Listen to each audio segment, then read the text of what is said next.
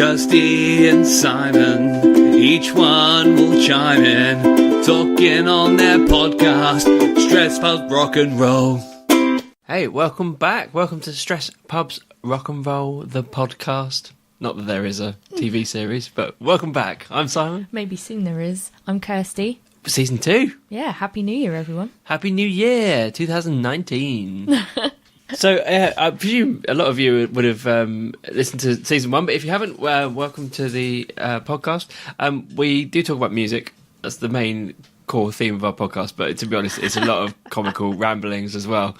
And we always have a theme for each episode, but we do take quite a while to get to it. So you'll settle into the flow of how these things work. Yeah, you'll get used to it. Yeah, exactly. If you want to listen to us maybe in a different format, not a different format, this is the only format you're going to get, but on a different platform.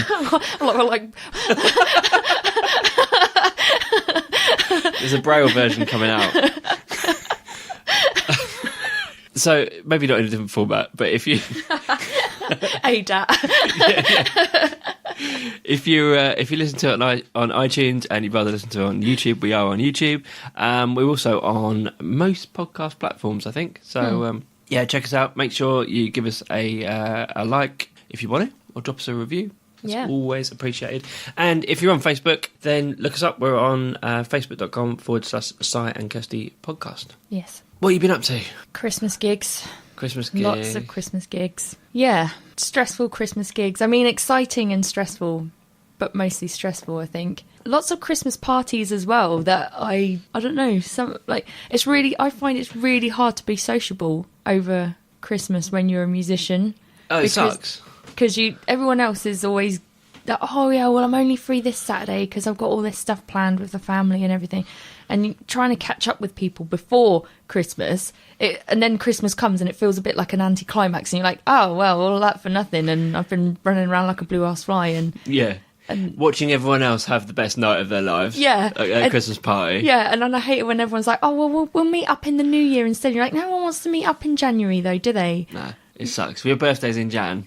I mean, really, there's nothing to look forward to in Jan. Yeah. Other than season 2 of our podcast. Exactly. Keeping you going, guys. Yeah. Cheering you up. Through those January blues.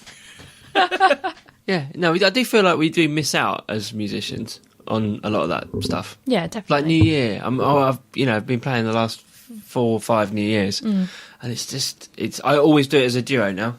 Yeah. Because it's just depressing otherwise. Yeah, I did it a couple of years ago on my own. Like, literally everyone's like hugging and kissing at New Year. Happy New Year. And I'm like, sweet. Yeah. Thanks, guys. Cheers.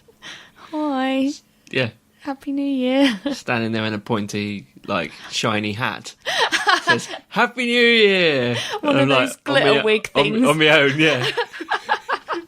It's just depressing. I mean, it's fine. I mean, you're there to provide a service, right? But it is quite antisocial. Yeah, it is, yeah. I mean, I'm quite glad that we get to do it as band, really, because then at least you've all got each other. Yeah, that's true. I've not done a New Year's gig on my own before, so I can't relate, but I can understand that it must be totally shite, because I know how it feels being in a band, and you're sort of looking around, you're like, oh, we still got to pack up all our stuff and go and stuff. And as much fun as it is, like, you get to a point about 1 o'clock, I'd say, and you're like, yeah, all right, let's just hurry this along, shall we? Right, let's.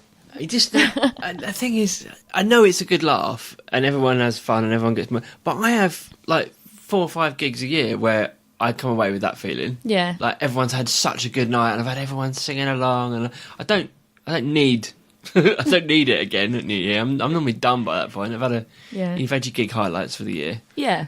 And there's this extra level of drunkenness as well. Yeah. Just dealing with the general public. Where you're trying to pack up your stuff and... Yeah, it's a nightmare. It's a nightmare, but anyway. Let's get on early this episode with our first song, shall we? All right, then. Yeah. Straight in there. We've got some good music lined up for season 2. I'm really excited about these guys. The artists I want to play today are a band called the Tailormade, and they are Radio 1's house band. Oh, yeah. Yeah. So thanks for letting us play your songs. These guys are pretty good. Boris Johnson's a big fan, apparently. Oh, is he? Yeah. Of course he is. What you want? Of course he is. That is the biggest accolade any band can have. That's all you want. Is that Boris Johnson not even just knows you.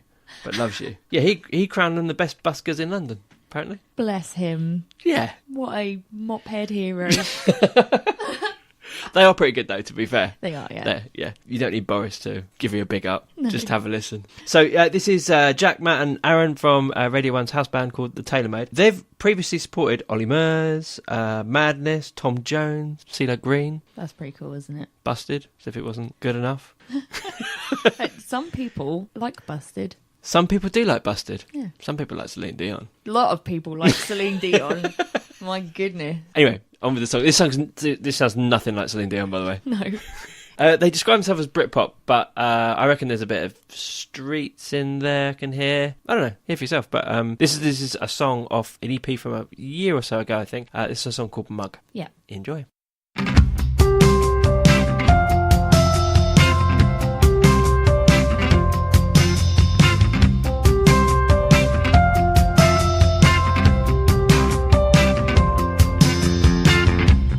Ready for this first date, woke up in a right state, but it's my mate's mate or something like that. In fact, I wasn't all that keen, but I'm a loyal lad and I didn't want to mess him about on that. He's put a good word in on this bird, he's telling me she's perfect. I tell him I'll make the verdict on that one, thanks. He's one that thinks it's better to force love through a few drinks and iron out the kinks later. I turn up and she is everything I've ever looked for. Proper stunning, nice smile, my heart's beating, I'm spinning. Suddenly it's me, the nervous wreck, tripping on the step as I wave like some stupid politician. So the lunch date is going great, start chatting and it turns out that she's got an English degree. A smart girl teaching primary, but she giggles and tells me she isn't all that bright in reality. It's going pretty well, so we head for a walk. Never been on a non-booze date before. She's getting to know my true talk. The absolute real me, I'm falling for her honesty. Driving back and I want to plant a little kissy on her cheek. My seatbelt's on and it's quite awkward actually. I want to kiss her and I know that she wants to kiss me. The moment passes, my bravery has failed me. She walks in the house while I'm left on the street. I should have played my cards right. Now I feel like she's out of my reach. I let out a deep sigh, and I can't find the words I should speak. And I thought that I'd fallen in love, and I thought that I'd fallen in love. Well, I guess I'm a mug. We're now entering a little game called Text Politics. It's all bollocks this, cause she's the expert and I'm the novice. My mates are telling me to take my fingers off the screen, and there's a reason she hasn't got back to me, all blatantly. I just want to know why I've got the blank after such a great date. She's got me in a right state, I'm irate and waiting. It's a bad situation, but it can't be quite as bad as the picture I'm painting. But it takes a lot to get me feeling this way. So much I'm going through, so much I want to say. There's nothing left, it's pretty clear that her decision's made. But I just wish that she could feel this pain. Radio silence, lioness versus lion, it's science. She's playing the game and I'm not texting in defiance. But if it's a game then I'm in serious trouble. Should we go phase 2 to the pub for a couple of doubles? The boys do their bit telling me she's not worth it, that she don't deserve it, and that she's far from perfect. Geez, you've been too keen, she's been an absolute tease. You put her on a pedestal while you're left on your knees. Maybe it was me coming across a little bit too keen. The guys at the point, but I'm still staring at my phone screen. I'm spending all my time just thinking what could be. She'll join the list of girls who'll never be. I should have played my cards right. Now I feel like she's out of my reach. I let out a deep sigh, and I can't find the words I should speak. And I thought that I'd fallen in love, and I thought that I'd fallen in love. Well, I guess I'm a mug. I thought I'd fallen in love. I thought I'd fallen in love. I thought I'd fallen in love. Well, I guess I'm a mug.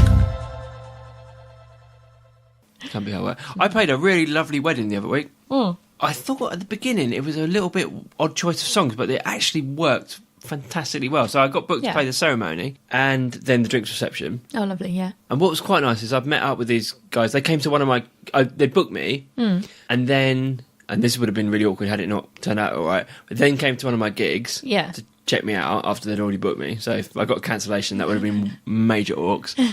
But no, they're really happy with that. Yeah. And then I met up with them again because if I've got time and it's reasonably local, I quite like for a wedding to meet the bride and groom beforehand at the venue, have a wander around, because it just really helps. Like, they're stressed to buggery on the day. Yeah. Download what you want me to do, and just so I can see the room and what they're expecting, and it's just nice to have a chat as well, to be honest, because you don't get to speak to the bride and groom on the day. No, not really. Sometimes it's expected that they would leave somebody in charge. Yeah. But usually that person is a best man or head bridesmaid or something. And usually what I found is they're completely blottoed and have no idea what they're supposed to be doing, and it's really unhelpful. And you're just like, all right, well, I might as well just go and disturb the bride and groom anyway, because no one knows what's going on. Yeah, exactly. So I'd had this meeting. So by the time I got to the wedding, I felt like I knew him a little bit anyway. And the 3 songs I asked for, 3 I didn't do up to that point, but I just said, yeah, it'll be fine. Yeah. And it was. But Elvis, I Can't Help Falling in Love with You. That's what they wanted as they walk down the aisle. Yeah. Which, really nervous singing on my own, someone down the aisle. I try not to do ceremonies if I can help it. Yeah. Like, I've done, 10 or so now, but it goes deathly quiet, and it's like their big moment they've been dreaming of all their life, and like... Yeah. Don't mess it up. Yeah, exactly. So I had that Elvis song, and then while they signed the register, they wanted me to do Fatboy Slim... Yeah. Praise You. Okay, yeah. But they sent me a couple of different versions. So they sent me, I think she was maybe on X Factor or something like that, this Hannah James version, and then the Fatboy Slim version. And so I just sort of had to do a approximation of both. That was what I was most worried about, because I was like, oh, they're blimmin' hell, I'm going to do Fatboy Slim and keep it in like a wedding format. Do you know what I mean? It's like, this is a ceremony. Yeah. But it actually went really well. And then so this is the brief they gave me. They said what would be really nice as we're walking out of the ceremony room, if you could play Hi Ho Silver Lining and get everyone singing along. And I was thinking, well, that's nice, but in your head, that's what's going to happen.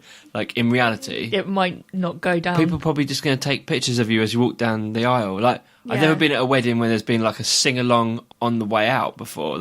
I didn't say that. I just said, yeah, it'd be fine, it'd be cool. So I learnt these 3 songs. Yeah. Sure enough, on the way out, I had a mass sing along. Everyone joined in. Sweet. Because the registrar had said to please put your hands together for your brand new bride and groom. So they were already clapping as I started the song. Yeah. And it turned into the clap for the song. Yeah. And then everyone and they sort of almost like, I didn't conga out, but it was a real buzz going out. It was great. It was really good. Congering out of the ceremony. Well, they weren't congering, but you know what I mean? Done. Yeah, they should have done. That would have been even better. But yeah, I had a great time. And then I quickly had to go...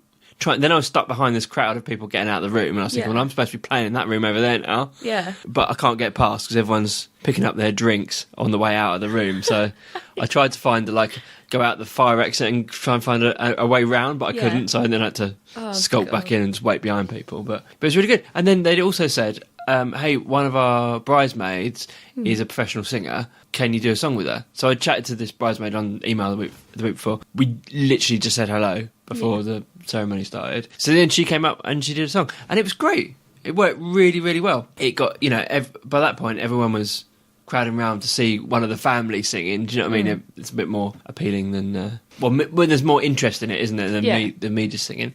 And then I managed to keep the crowd for about 5 or 6 songs with a mass sing-along. And like 3 o'clock in the afternoon, everyone's like... Yeah. Getting on it. It was great. Good. Yeah, I was delighted. I felt really, really good at that. Because, so it's a bit of a weird thing, drinks receptions, because no one's really... It's normally the first point where people are chatting and catching up with people. Yeah. So they are listening, but very rarely do I get, dancing or sing-along. Yeah. I think... Yeah, sometimes people just treat it as a kind of background music kind of thing, which is fair enough, because it's, it is that point where other people are arriving or, you know, everyone's just having some canapes and stuff before the actual meal and things like that. And I think one drinks reception that we did the whole day as well once, and it is long when you do the whole day, like, Yeah. because you're there from 1 in the afternoon and then you don't leave until 1 in the morning, and you're exhausted by that time. It's tiring. It's really tiring, and we were supposed to be roaming, so we decided it was all sunny, and then all of a sudden this grey cloud crept over, and everyone was in the garden, all the guests. Oh, I don't like the look of that. It's looking like it could break. So we're like, all right, well, we'll stay underneath an awning. I know we're supposed to be roaming, but we'll just stay safe under this awning. All of a sudden, it started peeing down rain, and we were singing Three Little Birds or something. And so literally we just changed the words to fit in with the fact that it was peeing down with rain. Literally it was like a mass exodus. Like everyone was in the garden, ha ha ha ha, oh this is lovely, torrential pour down, people in their like finery scrambling for cover. It's a nightmare, isn't it?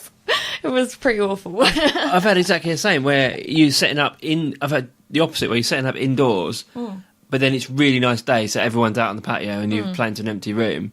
So I did 2 gigs last year where I had to do 2 setups. So I set up inside, like full PA, and then like almost a busking setup outside. Yeah. And then I can at least dart between the two. Yeah. You feel like you're chasing people though. Oh, but yeah. it's a nightmare. Yeah, I think that's what we've definitely done that before. Like, luckily we've had production, so they've been able to provide another sort of mini PA system, essentially just a speaker or something, at least a speaker and a monitor, maybe something like that, outside, so that it feels less kind of like, as much as it's supposed to be roaming or whatever. Like, it's pretty hard work roaming, especially when people, like, if you're not sure what roaming is or what it means basically you're unplugged, you're completely mobile acoustically, and you go around with your guitar and you basically sing at people while they're drinking. Yeah, it's a bit their drinks. uncomfortable sometimes. And sometimes people try and edge away from you. Like, they're not really that, they don't want you singing right next to them sometimes. Like, some people love it, but some people, it makes them feel a little bit uncomfortable. Like, yeah, we're trying to have a conversation. Can you just bugger off? Especially at a wedding, because you're catching up with people you haven't seen for ages. So. Yeah. Yeah, it does feel a little bit like those annoying twats who turn up at restaurants abroad. You know what I mean? Come round the table and just, like, start playing a violin at you. And expect you to give them money. Like, well, no, wait a minute. We're not actually on a date. I don't want you to say, this is my friend. No, you got the wrong end of the stick. Stop playing It's Amore. No. I know, and I feel like I shouldn't say this because I'm a musician, but don't just expect that I should give you money because you've learnt to play an instrument. Like, I know that sounds a really counterintuitive thing, but like... No, it's kind of like those people when you're sat at the traffic lights and they start washing your windscreen and you're like, no! Yeah. No, the light's about to go grey. No! Like, at least the busking thing, right, I decide whether I want to give them money, and they're there, they're fine, they're playing, but like, they're coming round with the hat while they're playing, it's just like, oh, well done, you've learnt. Yeah, no, I do know what you mean. It is kind of strange. Like, there's a bar that don't pay their musicians, right? So this is what gets me. Okay, so the bar doesn't pay the musicians. All right, so the band are playing all night. All right, it's a bar in Reading. If you're from Reading, you know what bar it is. All right, and then they come round with a tip jar and expect you to pay for the band, even though you're already buying drinks. You bought dinner there as well, right? Right, and then they give whatever's made to the band at the end, which is normally like 30 quid. It's awful. Yeah, like, it's pretty awful. That's bad. Yeah. All right, but it's been like that for years. And I literally just walked into this bar. I bought a drink and I sat down. I was just watching whoever was playing. And this girl was like, well, don't you want to give any money to the band? And I was like, no, not really, because I'm a musician as well. And I don't say why I have to pay for another musician when I can get my own gigs where I get paid. Why do I have... What? Why do I have to pay the musician? It should be the venue paying the musicians. Well, yeah, unless it's like gig where you buy tickets on the door, and then therefore you've made the choice to go in there. But Yeah, but it's not. like, what I don't annoys me know. is those people selling flowers. You know, when you're out in a restaurant and they have flower sellers coming, Yeah. and especially if someone caves at the other end of your group of people, like, and buys someone a flower, you're like, oh, well, cheers, thanks. Yeah, we were talking about Because that the other now day. there's been 3 women who've been bought flowers, and I'm just about to say, no, we're all right. Yeah. you Oh, we're all right, are we? You cheap We're all right. git. We don't need a flower. Those ladies have got a flower. Why haven't I got a flower? And thankfully, my wife's actually not that bad. She hates stuff like that. But it puts people in an awkward position. Yeah. I remember once that I was walking down the high street and this lady gave me... I had no idea this was a thing, but obviously it is a thing, and everyone else is far more streetwise than I was, apparently. Lucky Heather? Yeah, that was it. Yeah, she basically gave me this thing. It was wrapped in foil. Hey, there you go. Have some lucky... I was like, oh, cheers. I took it. I walked away. She comes running after me. You have to pay for it. I was like, why do I have to pay for it? You gave it to me. I didn't give it to you. It was like, yeah, you did. You said, this is this. There you go. You didn't say, this is this. It's this much. There you go. I was like, you didn't specify a price. You just put it in my hand. I'm sorry, but I'm not getting my wallet out if you're just going to shove things upon me. Like, Also, it doesn't appear to be very lucky. no. Like, you got bags of the stuff, lady, and you like, you're just falling out of bed and you're begging people for money on the street. How lucky really is this, Heather? Yeah. I can go and get myself some. Like, she Yeah. gave me... I was like... if there was a the backpack stuffed full of Lucky Heather, and they're just like running out the newsagents going, I've just won on the lottery. You go, oh, I need a backpack of Heather. Oh, give me some of that. Damn, I need some Lucky Heather. You look a bit down on your luck, if anything. It's not going horribly well for you, is it? You've nicked that out of someone's garden, haven't you? I don't know. Apparently it's offensive. But I don't know. I got punched by a prostitute in Madrid for a similar reason. I was walking down the street. And she just sort of walks up to us and tries to put her arm through my arm, like a sort of, you know, like you walking along. And I'm like, no, get off. And she's like, you know, you come with me, have a good time. And I'm like, no, get off. And then she took a load of offence and punched me on the arm. I'm like, sorry, that's literally exactly the same as the Lucky Heather. Maybe that was her name. Maybe. Probably not. It's like, do you know, I didn't walk into your establishment, give you the impression that I was going to purchase something, and then, or even worse, sampled the goods and then left without paying. You've just accosted me on the street and then got offended that I didn't want to purchase what you're selling. Oh my god, yeah, it's amazing. You don't walk in like W.H. Smith and then as you go out. If we walk in a shop and you go, "Can I help you?" No, I'm just having a look. They don't start throwing shit at you, do they? Depends what shop you go into. You're throwing books at you. But why would I do? I walked into a shop the other day and I get really funny about people asking me if I need any help in the shop. I know that sounds really weird and a bit crazy, but like as soon as I've walked in a shop, I've walked in there to have a look, and then if I have a question, I will ask. I think there's a time pit. Like, Yeah. you don't want to be asked too early. Yeah, exactly. When, like, if you're clearly, like, you've wandered around a bit and you're still in the shop after a few minutes and it's obvious that you haven't picked anything up, then you can approach someone and be like, is everything okay? Would you like some help? Kind of let your presence be known. But as soon as someone's walked into a shop, don't all of a sudden be like, can I help you? No. It makes me feel like leaving straight away. I'm like, well, Yeah. no, you jumped down my throat. Leave me alone. Like, can you let me get accustomed to the environment first? Like, Is that a British thing? Because I know Americans are very much like, they have a greeter on the door, don't they? Oh, I hate it.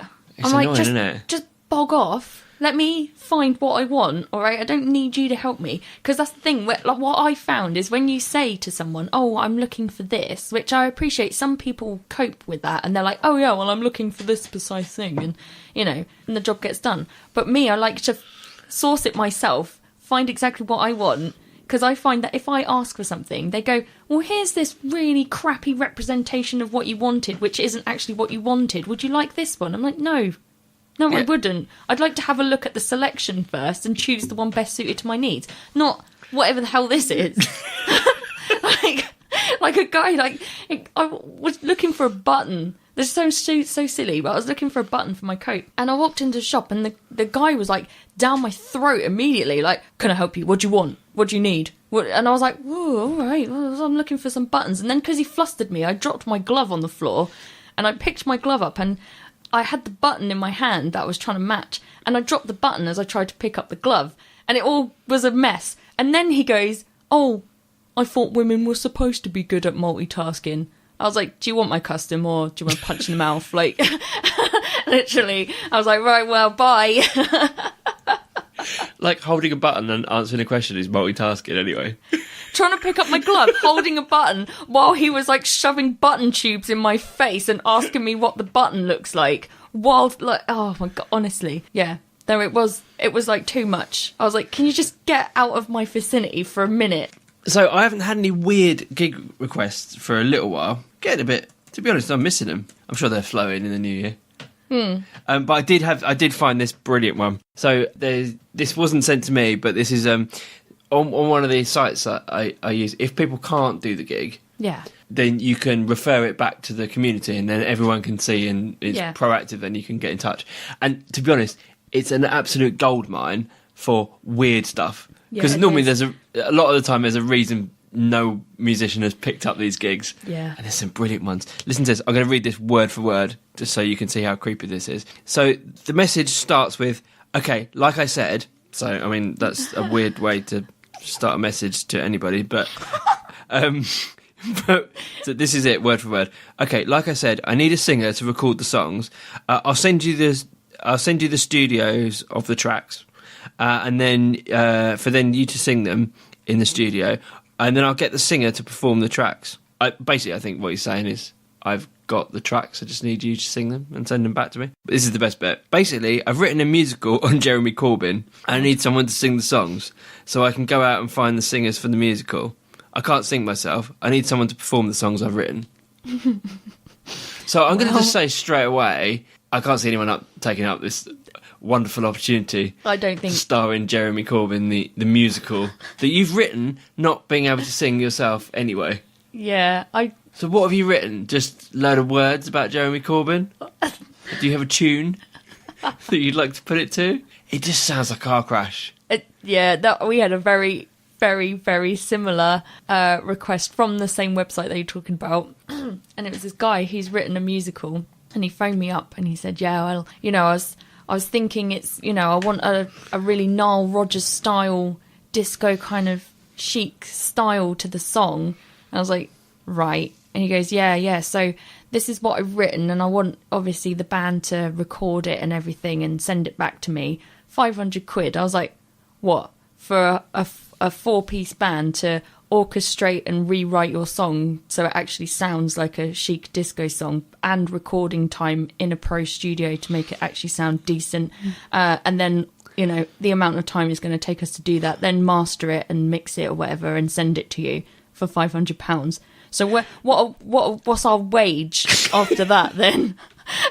Because after we've paid for the studio hire and the engineer to do all of this stuff, and hired in a roads and everything else. Yeah. What do you want us to do with this kind of thing?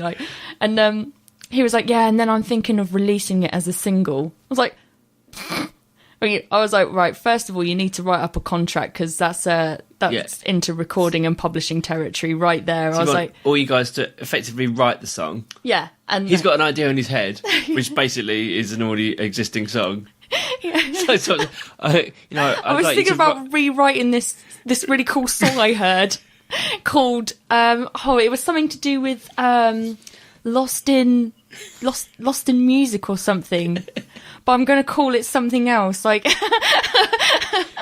found in music. Lost in Luton. Lost in Luton. He sent me a recording of what he'd made. So what had he made it on? I would imagine it was like GarageBand or something like that. It was like pre-downloaded really kind of samples. MIDI sounds. I don't think that's going to be a hit. If I find it, I may still have it on my email.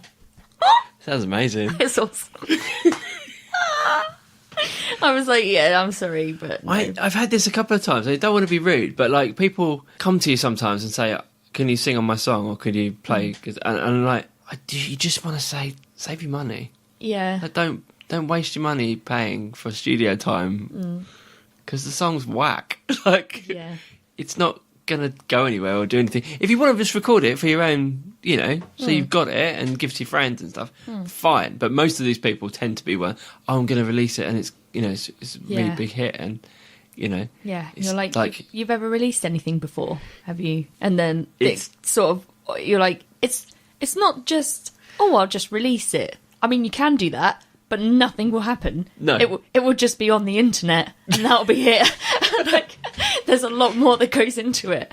Like, and it's incredible how many people are so naive to that. And you're like, well, it is more about what you do outside of the song yeah, that gets a hit than the song. actual song. I found a bit of music news. Yes. Now, this was a surprise to me because I didn't realise that she was never on one.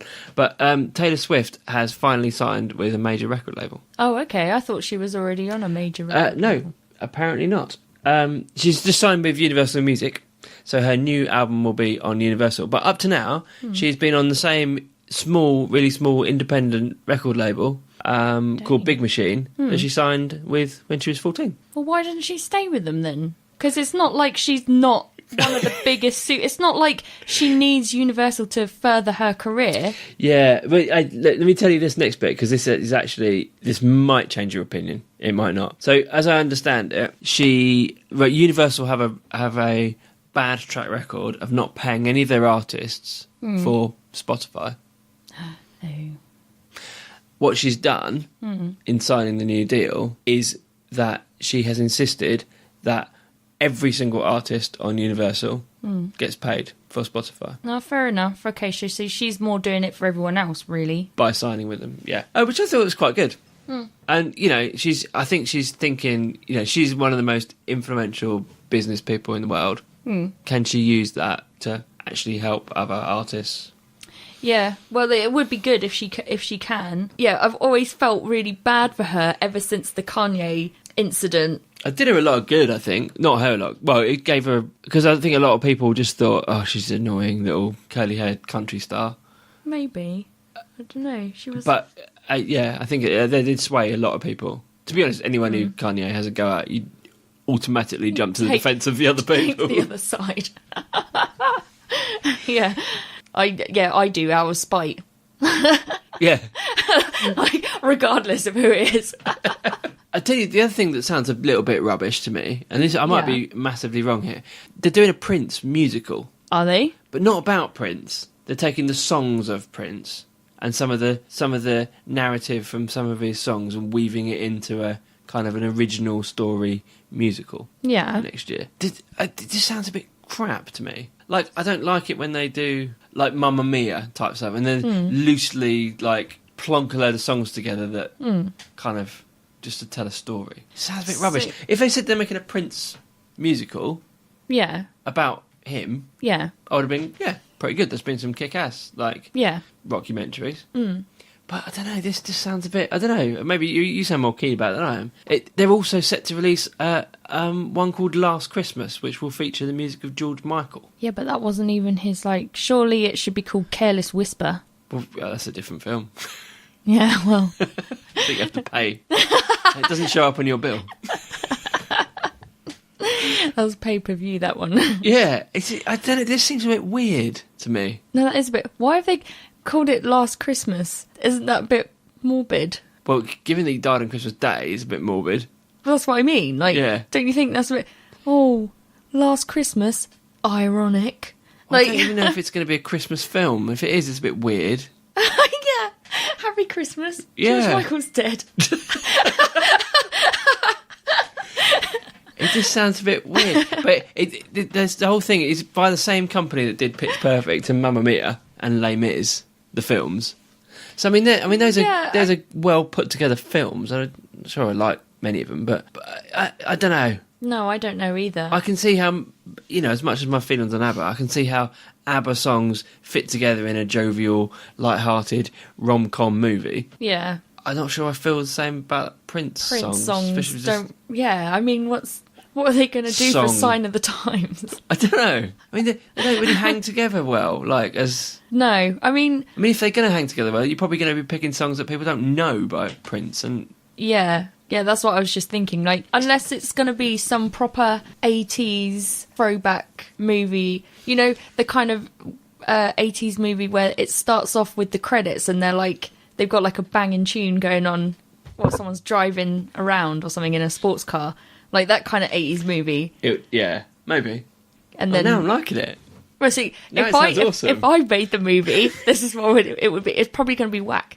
I have no idea, but yeah, I feel like if it was, see it. Yeah, if it was like that, it could work. That kind of Miami Vice type. Yeah, exactly. Vibe is what I'm thinking. Yeah, like there's a quirky character, there's a bad cop and a good cop, something like that. Well, he's just one day from retirement. Yeah, yeah, exactly. You know the story.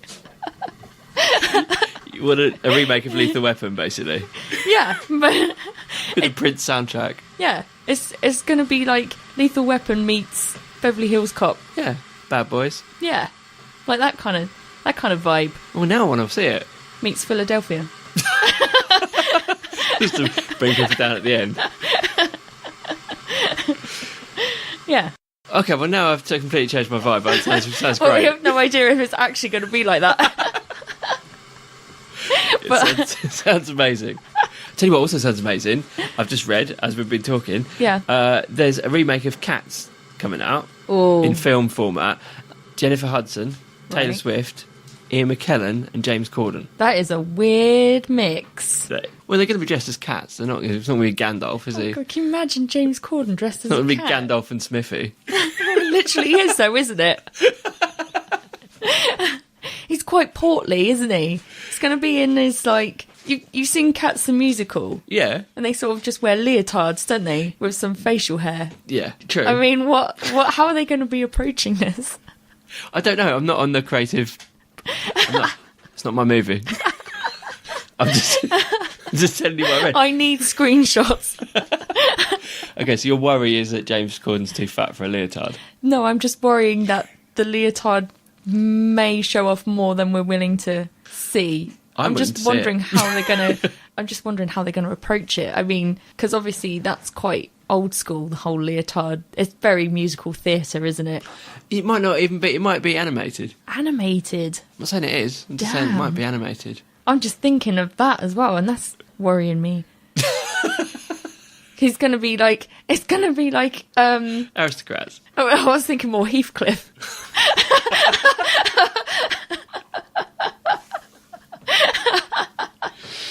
Yeah, it's probably not. It's probably. I think the production values is probably going to be better than that. I don't know. Heathcliff's pretty good. Yeah, but they've just done Pitch Perfect, Mamma Mia 2, Les Mis. They're not going to suddenly bring out Heathcliff 2 I don't know. with Taylor and Jennifer Hudson in it. I'm just not sure they're going to be in that remake. I don't know. I feel like they've gone big on the cast. Yeah, definitely. I just think it's a weird lineup. Did you see at Christmas that Oreos, right? Yeah, The biscuits. yeah. Did you see they actually released a cardboard record player that played the Oreo? You could play the Oreo on it. I did It hear played about that. Played a tune. Yeah, I did hear about that. Yeah, I thought it was one of those wind-up things, but not as in actually you wind wind it up. up. No, I didn't mean that. But like an old gramophone. No, I meant like as a joke. But no, yeah, it's true apparently. It comes with batteries. It has a little stylus. You put the Oreo on, and it plays a tune when you put the Oreo on. And what's even better is as you eat the Oreo, if you put it back on, having eaten bits of it, it plays different tunes. That's a bit mental, isn't it? Crazy. It must be a weight thing or something. It's got to be. I don't know. Magic. Blew my mind. It's bloody magic, isn't it? It is magic. You know that film Wreck-It Ralph? Yeah, I love that film. And you know when they go into the candy game, Yeah. Sugar Rush, and then the Oreos are the guards, and they're like, Oreo, Oreo. That's like one of my favourite bits. There's a new Wreck-It Ralph film out now, isn't there? Yeah, the internet one. Yeah. Now, before we get on to our topic of the episode, would you like another song? Yeah. Good. Pleased you said that. No, send it Oh. back. This is awkward. Yeah, I'm sorry. It's all right. It's all right. Should we try it again? Would you like another song? Yeah! All right. This is a good song. This is the Tailormade and Too Drunk to Dance. Enjoy.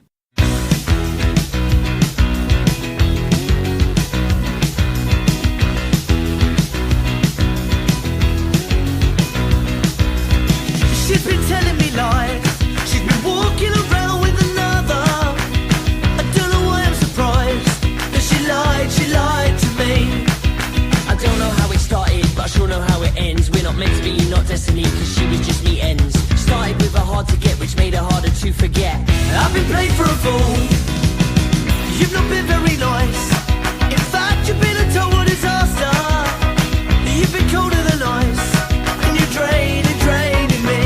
You don't know what my friends think I should do, and you don't know what my mother thinks of you.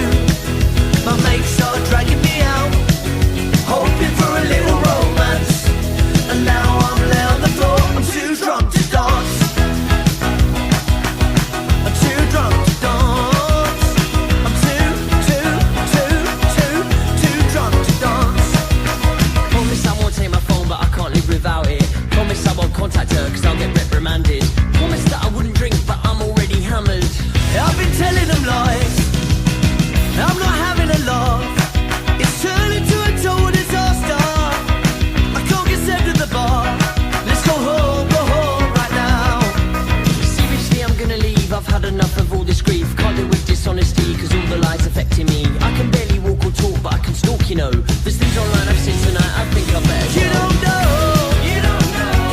what my friends think I should do, and you don't know what my mother thinks of you. My mates are dragging me out, hoping for a little romance, and now I'm lay on the floor, too drunk to dance. I'm too drunk to dance. I'm too drunk to dance. Let's go home. Let's go home, My stomach says I need a kebab. Let's go home. let's go home.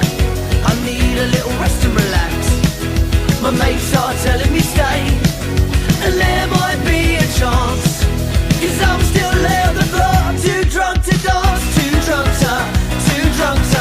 Too drunk to dance. Too drunk to dance. Too drunk to dance. Too drunk to dance.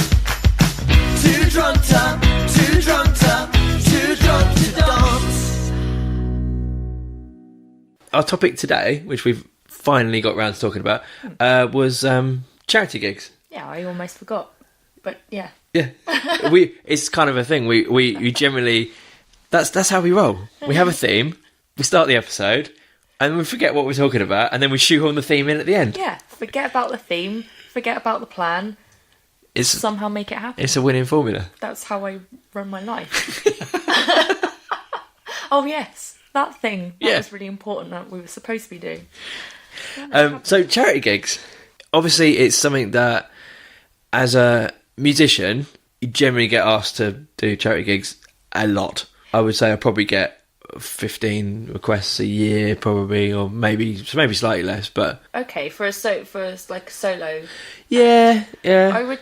I mean, on the outlook of it, I've seen more charity gigs going to solo acts rather than bands, except for if it's a really, really, really large charity event where they may have a band because of the size of it. But it tends to be, from my perspective, a budget thing. The approaches that I've had from charity gigs sometimes that I've turned down, and it's not because I don't do charity, it's because it's a slap in the face, is literally requests the morning of something. Oh, well, think of the children. Won't you come down and play 4 hours for free? No, I won't, because do you know what? I've got bare things to do that include sitting on my arse and not going.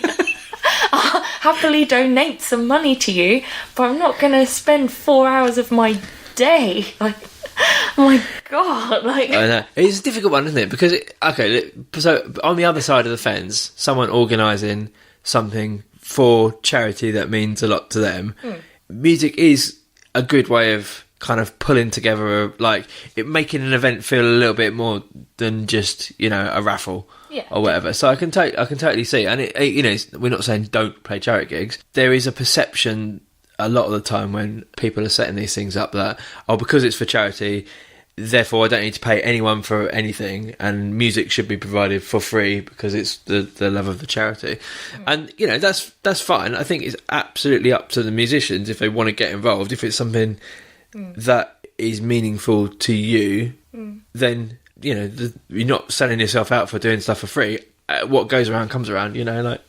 You put positive vibes out there and do something nice for someone. But I suppose it's the distinction between genuinely a charity event and someone running something for a good cause and looking for help. Because quite often, sometimes these things are like, I don't know, a family member who's raising money because, they're not used to organising events, right? Yeah. So it might be something's happened to a family member and they're raising money. It might be the first time she's ever tried to organise a big gathering and catering and a raffle. That's absolutely fine. Not expecting to, every event to have a big budget, but I think that to me is a lot different to the 5 or 6 requests I get every year from pubs going, we're running a festival or a beer fest outside in the garden and it's for charity. Yeah, of course it is. Yeah, and I think that is a bit, as musicians, that is really irritating and grates on people. I had one last year. It was a reasonably local pub. They said, we're doing a charity beer festival thing, barbecue in the back garden. Would you come down and play for free? I said, okay, what's the budget for music? It's charity, we don't have a budget. I said, what's the charity? We haven't decided yet. Yeah, then it's not, is it? It's not a charity gig. It's a free freaking come down and fill up my pub and we'll just say it's for charity. Yeah. But really, you're filling my pockets. The burgers are paid for. I'm pretty sure that is going into the pub rather than the charity. I'm pretty sure you're not donating all the beer for free. Yeah. So basically, the only thing that's a charitable donation is the musician's time. Yeah, the entertainment. And do you know what? If you want to do it for free and it's a good laugh, and that's fine. But it's just the expectedness. That's not a word, is it? But it's a really rewarding thing to have a skill like playing music or be able to sing and entertain people, and to give that away and know that you're raising money and that kind of stuff. It's a really rewarding thing to play those things. I just think you just got to decide how important is the request to you. Yeah, I got a story. And how genuine do you think the cause is? And that's fine. I don't think you should feel non-charitable saying that I don't want to play something. No, exactly. I've got a story about that, which is quite amusing, but it's terrible. It might anger some people. Not because of what I do, by the way. I'll put it in... Where's this going? Yeah, I'll put it in perspective. So we got a last-minute gig through a couple of years ago, and we got a smashing review from it. And then, funny enough, we did another wedding, and those people were at that wedding, were at that party, and they're like, "Oh, I remember you. You're Kirsty and the Boogie Wookies." I was like, nearly. Yeah, you've mispronounced the name slightly, and don't tell the rest of the band. We're now calling it Kirsty and the Boogie Wookies. Yeah, just don't tell them. Kirsty and a backing band. Yeah, I was just like, oh, thank you. Of course, that is what we are called. But we were at this birthday party, and it was like a retirement birthday party kind of thing. We finished playing, everybody's had a good time, we were all packing away, and then all of a sudden this guy came over to me, started talking to me about my band, how to book, la la la la. So I didn't have any cards, I'd run out of cards, so I wrote down on a piece of paper our email address. I said, right, there's that email address, there's my contact number, please do get in contact if you want to book us, la da da da da. The guys are currently now outside doing what we call the filth wizard, right? I'm not going to go into what that is just now. That's for a later. It is horrendous in every single way, and they're filming it and being silly. So they're all outside. Is this a well-known term? No. Oh, so I can't Google it. No, I don't know what will come up if you Google that. But that's what we call it anyway, this thing. So they're outside filth wizarding, and I'm inside talking to this guy. Now, this guy's probably in his 60s. Now. Yeah, it is. It really is. And he starts talking about how he wants to book us for this charity event, for some, I don't even know what it's for, okay, I can't remember what it's for, but it's something to do with children, okay, so obviously it's really bad, and I have to care, apparently. You can't be filth wizarding around children. No, well, I imagine. Well, luckily they were outside doing it, and there was no children involved, so it was fine, but he started to tell me more and more about this, and it's on, that was it, he held it every year on the August bank holiday. I was like, all right, busiest weekend of the year then, yeah, okay, yeah, and you want me to, okay, yeah, all right, where are we going with this? So he then says, well, we're always giving water to Africa, are we? Apparently we're always giving Africa water or something. I was like, and when you just switch off, you're like, oh God, you're one of these people, right? So I just switched off, and he's still going on about his charity. And then he turns round to me and he says, well, this, the best Led Zeppelin cover band, tribute band in the UK. I was like, not off the top of my head, probably not, no. And he goes on to explain how they are the best. And they're from Manchester, apparently. I was like, okay, still really just nodding and smiling along. And then he said they came all the way down from Manchester to play for free. Okay, good for them. And then I was like, well, okay, as I said, get in contact and, we'll negotiate a price, da-da-da. And he literally, this is where it gets a bit dodgy. He grabbed my arm, the top of my arm, and he yanked me towards his face, and he's literally growling in my face. They did it for free, Kirsty. Why don't you think about that? Like that, literally in my face. And I was like, help! And there's no one there. They're all outside filth wizarding. They have no idea what is going on. I'm getting abused by this person who wants me to play for free and think of the children, while he's literally abusing me, physically assaulting me.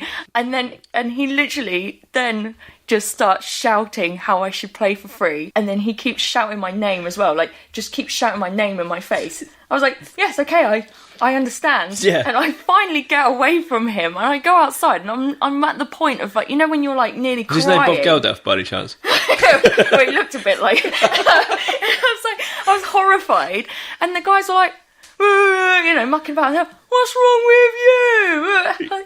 You have no idea what has just happened to me. This guy, and they were like, we didn't see that happen. I was like, no, I did. I had to go through it alone. And now I was like, great, he's got my email address and my phone number, brilliant. Sending you pictures of dehydrated Africans. Look, you don't care enough. Well, he didn't like the Africans. Apparently, we gave them too much water already. We should look after our own. Why didn't I ever think about that? That is true. That is true. That's what he said to me. Because these days, firstly, all of Africa, exactly the same. There's no distinction, is there? Africa is exactly, every single person in Africa is sitting in some kind of desert. That's the way it works, yeah. Apparently. And, it's been phenomenal since Live Aid. The amount of water we've given Africa. Yeah, you go there these days, and it's like Venice. They're all on gondolas. Just giving them. What does that even mean? I was like, when you just look at someone a bit cross-eyed and you're like, I'm sorry, what? Are we given water to Africa? I was like, what do you mean? Yeah, can we have some of that back, please? Because we've got a hosepipe ban now in Surrey. You absolute freaking moron. I was like, oh, great. Here we go. We've got Mr. Racist Face over here telling me how I should give my time to charity. And then, it was horrible. So if anyone ever does that to you guys, punch him in the nose before they get the chance to grab you. And make a quick exit. There's two wider points on that though. Firstly, you can't. It's not top trumps. You can't trade one charity off against another in terms of what's more valuable. Exactly. Everything's valuable and worthwhile cause. Mm-hmm. And that annoys me a little bit. you know, when people start trading, oh, well, we're helping refugees, we should help people in this country. It's like, and you're just like, well, everybody you can do that. No one's stopping you. Yeah. And sometimes focusing on the cause of why people are maybe in poverty and stuff is just as important as actually helping them at the time, right? So anyway, that's without going on my soapbox. But the other thing is, you can't be aggressive and make people care by being aggressive. Exactly. Because that's like those chuggers on the high street. And that chase you down the road. It might be a perfectly valuable cause, but they are putting you off from donating. You know, like, that's just set us off on a rant for like 10 minutes around charities. When it should be a good thing, do you know what I mean? Really it should be a really nice thing to do, not to make yourself feel better, just to make other people feel better for every time. And I think we do all want to help, and we do, you know, I certainly support lots of charities through the year for various different stuff, but it just leaves such a sour taste, that kind of approach to trying to get money out of people, that you end up having a bit, your guards are already up for every charity. Do you know what I mean? It's like, and it shouldn't be like that. It should be, you know, we should be be encouraged to do more stuff for charity, because it's the right thing to do. You want to create an event that people want to be part of. Like, you know, our friend Abby, she does lots of charity stuff, and I'm always wanting to be involved in it. Firstly, because she's my friend and I want to help her out, but certainly she creates a vibe where you kind of want to be involved, because you can see that it's doing good, and you can see it's a great thing. And it's never, your guard's never up about it, because, you know, she's respectful of your time. She doesn't expect you to do it. I think that's the thing. When you're expected to play for free because it's a charity, it needs to be coming from you, not from other people. No one can make you care about something. And even if you do care, if you approach someone in the wrong way, it can not stop them caring, but it can prevent them from wanting to be involved in it. Yeah, definitely. Well, let's not talk about it anymore then. No, let's not. Anyway, let's get back to talking briefly about charity stuff. So there's probably people listening who want to run charity events for musicians, or musicians listening wanting to do. Any top tips on how to rally people around, how to run a successful charity gig? No, because we've discovered you're not charitable. No, I'm not charitable at all. No, I am. But personally, I prefer something other than just, let's just put a gig on. Like, for me personally, that's not to say don't do that. But I prefer it when there's like a meal and an incentive for people, so it makes it into an evening, because I feel it makes people stay longer, and I feel like it makes people donate more because they feel like they're getting more for their donation. Yeah, I'd agree. You can just approach a venue like a pub or a bar, I would say. If you wanted to, you could do it like that. Or you could actually host it at somewhere not affiliated with a bar, like a village hall or something like that. Or even like a WI or something. Yeah. Especially if you're going to donate to part of their charity, you could do that. You could do a split. I think what also works well is, you know, not demanding too much of someone's time. You know, asking one band to come and provide a PA and play for 3 hours without payment is difficult. But actually, you know, everyone having like 4 or 5 songs, you know, throughout the day. Pop in when you want, drop in, and there's no pressure to stay around. Yeah, that can make a really nice thing, and you get more people involved. You're going to make more money, because you know. If you can get a venue that has a PA already, that solves half your problem. Or I bet you, if you asked any of your, you know, mates, if you don't have your own PA, a lot of bands have got a spare PA. Yep. Like, we've got a spare PA. I know. You've got spare bits of PA. Absolutely. And like, even if you don't have a full PA, you're going to know people who have the parts. So I would say, because even if they're off gigging doing something else, because the time when you're going to be likely to do a charity night and probably get more out of it is probably going to be like at a weekend. Generally speaking, obviously you can run it on a weeknight. It's just that you might not get as many people down, because obviously a lot of people work during the week. So it swings and roundabouts depending on who you're aiming at to get donations. And don't forget, you don't always need a full PA. I mean, unless you're doing a full band thing in a noisy pub, you can get away with a few monitors and other stuff. Especially if you've got people who are duos and stuff popping in and popping out. It doesn't need to be blasting out. No, exactly. Like- You just need something. If you're going to put on music and you've got several people who want to come down and do a couple of songs before they pop off to their other gig or whatever, it's nice for them to just come in, be able to just plug in, check, yeah. You know, you don't need huge equipment. You need something that's adequate for what you're doing. And most of the time during a charity event, if you're running other things during this event, like say you're doing a raffle or you're doing like a bingo or you're doing Abby always does a cake sale and it goes down phenomenally well. Yeah, Everyone loves a cake. Exactly, because you can get friends and family to help. And it's only with that. a quid or 50p, you know, you're shelling out. Sometimes the problem with auctions is people, you know, want to be charitable, but they don't really want to part with 50 quid or 60 quid for something that is a discretionary thing all the time. Yeah. It's good to have a mix, it depends isn't it? What it is.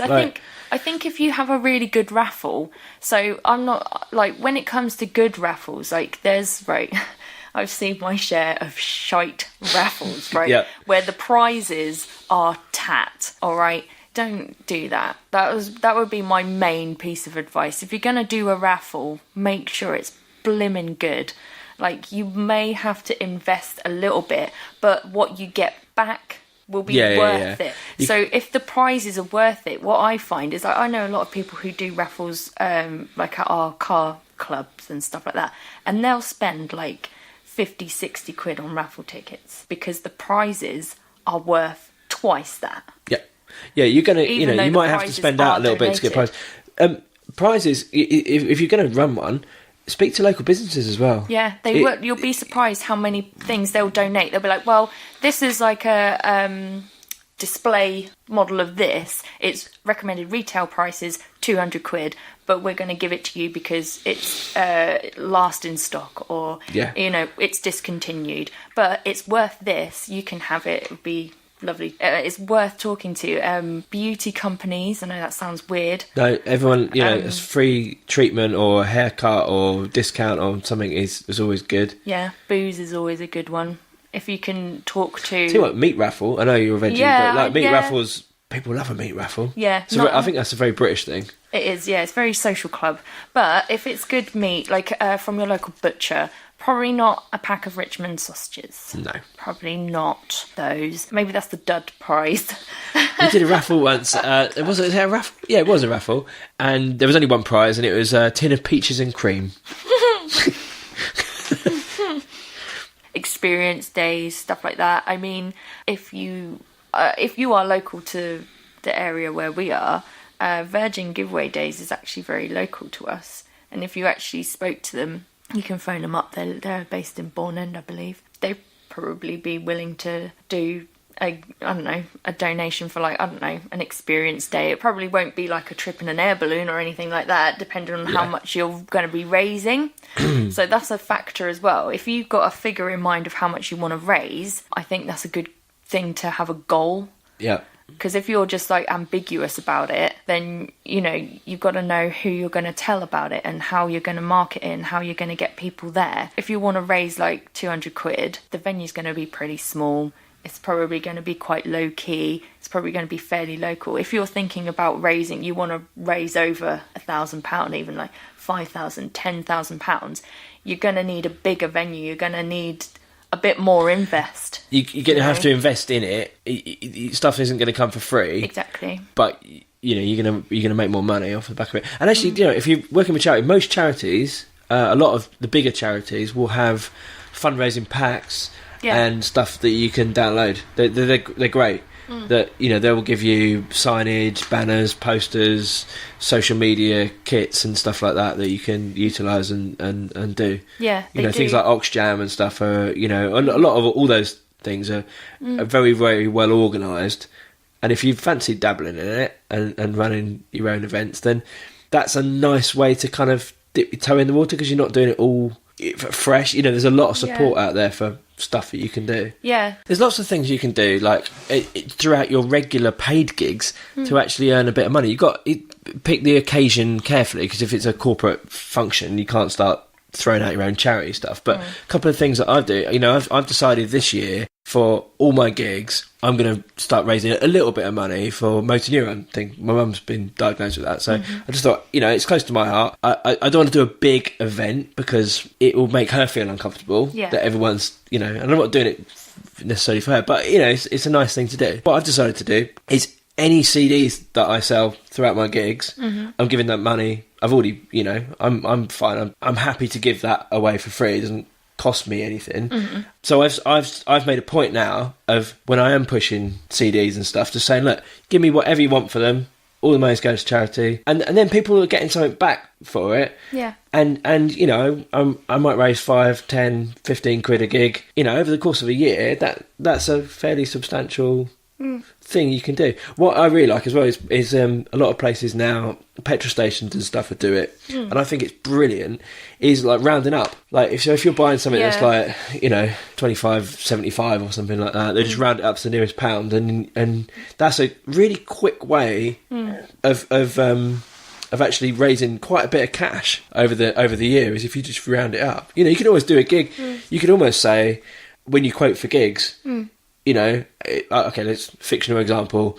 You go out at 150 normally, or as a solo artist. You could. There's nothing wrong with you saying to venues that the charge is 155, and I'm giving 5 quid from every booking this year to this charity. You could do or that. Something like that. You could also do your say you've done your full 2 hours or whatever your whole set is. You could do for every other song I play after this. Yeah, that's a great way of doing it. Or requests as well. Yeah, for every request, you give me a £5 or something, and I'll put that requested £5 towards this charity. You could do stuff like that, because it means also people who are watching your gigs are going to get involved. They're also going to become more, you might actually create a bit more of a following. People might actually be like, oh, they're playing again down there, they're doing this, they do this thing where you just pay them £5 for any song you want. Yeah. And you could do something like that. Obviously, depending on how big your repertoire is, I would suggest you, like Rach does, you get a repertoire sheet. She basically puts her set list on these sheets, basically, and they're all just labelled what song it is, and people just come up and they write a little note and they say, oh, I want this song, and then she'll sing it. I might start doing it with Ed Sheeran songs. Like, leave them out of my set and just have a sign that if you want Ed Sheeran, all the money goes to charity. It's 20 quid for 30 seconds of it. You're going to have a little, like, bleep bleep timer, like, little stopwatch. So I'm afraid if you want the rest of that 3-minute and 20 song... Oh, a teaser. That'd be a great way of raising money. You start a really popular song and you just play the intro, and then you stop, and you don't play any more unless they give you the rest of the money. There you go. That's good. It might make the blow a little bit easier for you, like, to have to play Ed Sheeran. I would definitely like, feel... Well, I've made 45 quid just playing one song, because I've charged for every 30 seconds of it.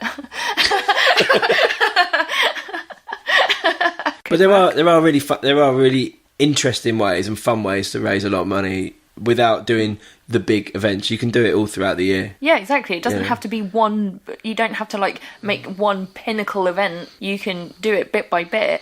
You could create a page that's affiliated with your collections. If you wanted to do that, you could incentivize your gigs or performances, and you'd be like, right, well, every gig I play and I get paid for, I put 20 quid into my Just Giving. Here's my Just Giving, and like maybe have a banner about it and tell people about it. So give them the opportunity to visit that page and donate if they want to. And then you say, if I do raise enough money, I may be running a event solely for this cause. Like it's vitally important to put as much effort into the getting people down, telling people about it, than it is just the booking the acts and stuff like that. Yeah, that's really the easy bit. And that's why I quite like those things where there's lots of musicians involved, because it feels a bit more of a party, a community thing. Everyone's giving up a tiny bit of their time, but no one's being asked to play for 3 hours for off their own back. The music bit will generally, in that sort of scenario, take care of itself. You need to have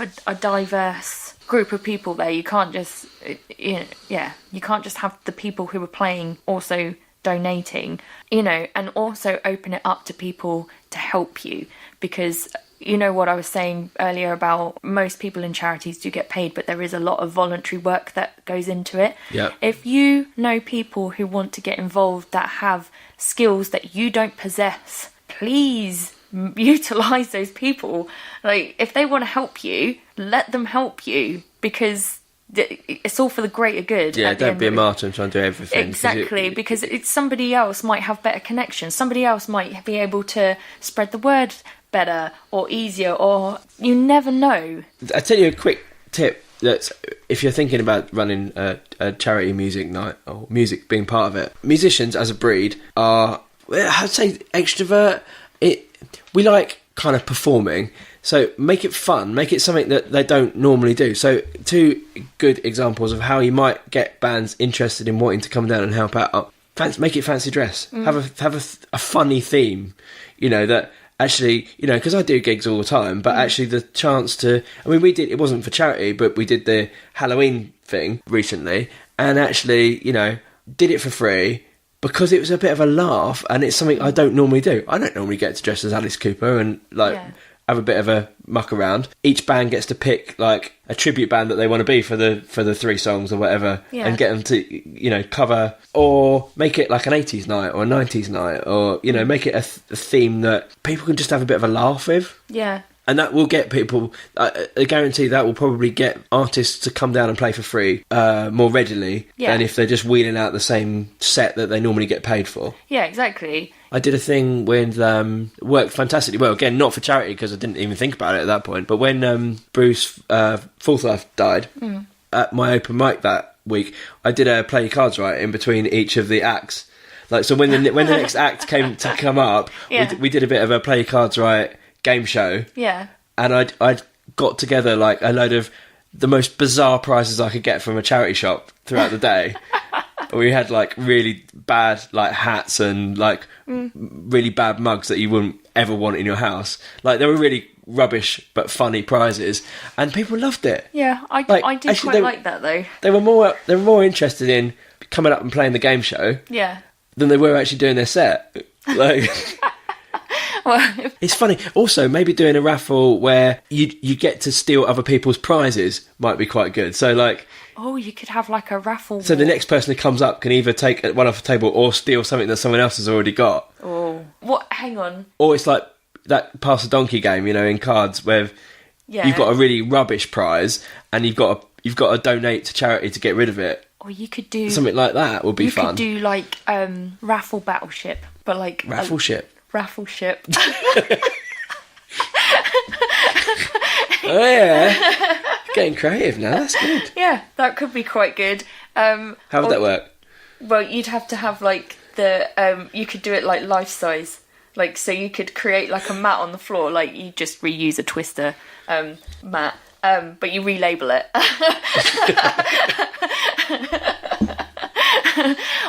So anyway, hopefully that's helped.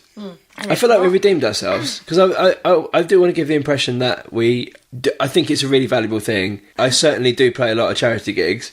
I think we started off maybe a bit on the negative, but that's the thing, that it is a bugbear of musicians to be asked constantly to play for free. Yeah. So I think everyone can relate to it. Yeah. There's right and wrong ways of running these things, and I think that's the thing. You can't force people to be involved if they don't want to be involved. If you create a nice, fun event and make it fulfilling for people to come along and play, whether that's through a nice environment or whatever, then I think there's plenty of music and people wanting to help out and do these things. And I would encourage, if you're in a band or you do music, it's worth doing these things, because they are really fun and you do get a lot out of it. And you're helping other people. I would say, if you, from a musician's perspective, if you go to a charity event where there is music and it is really fun and enjoyable, and you get involved in the activities that are going on, and it actually makes you contact the organiser and say, I'd really like to get involved in this. And pubs, stop calling beer festivals charity gigs. Yeah, they're not. Or carry on calling them charity gigs and give the beer and food away for free. Or donate it to charity. All right, well, that kind of wraps it up, I reckon. Yeah. let's end with another song, I think. Yeah. Thanks for sticking with us today. Be charitable, folks. Yes, it's good for your soul. We'll see you next time, and we'll leave you with one last song. I think this is their new single. It's called Cougar in the Corner Oh, by the Tailormade, and we'll see you next week. see ya. Bye.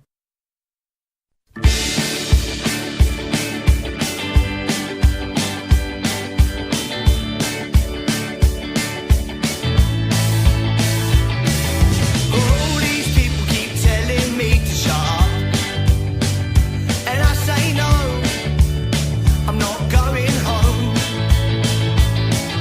And all these people keep telling me to grow up.